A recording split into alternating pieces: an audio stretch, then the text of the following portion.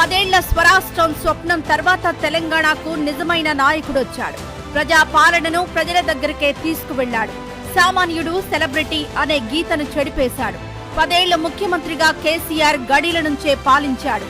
పోలీసుల పహారాల 4 గోడల మధ్య నుంచే నియంతలా ఏలాడు.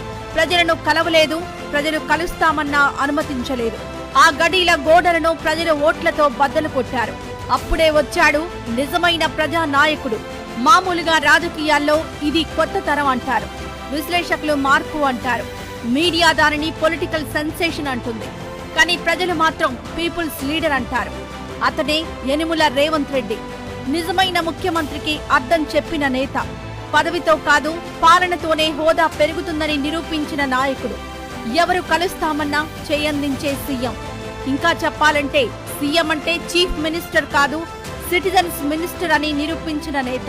పాలకుడు కాదు సేవకుడని ఏడాదిలోనే మార్పు చూపించిన మహానేత.